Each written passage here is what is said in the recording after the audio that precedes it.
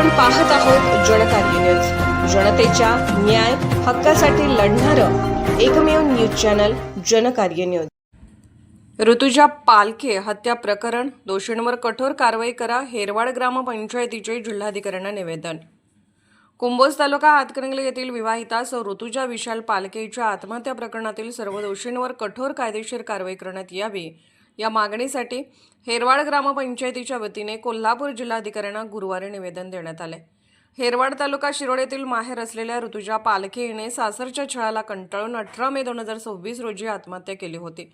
या प्रकरणी हातकणंगले पोलीस ठाण्यात गुन्हा दाखल करण्यात आला आहे। ऋतुजाच्या आत्महत्येमुळे हेरवाड परिसरातून तीव्र संताप व्यक्त केला जात आहे। जिल्हाधिकाऱ्यांना दिलेल्या निवेदनात म्हटले आहे की या प्रकरणात पती आणि सासरे यांना पोलिसांनी अटक केली आहे, मात्र सासू, दीर आणि जाऊ यांच्याकडूनही ऋतुजाचा सतत मानसिक छळ होत होता।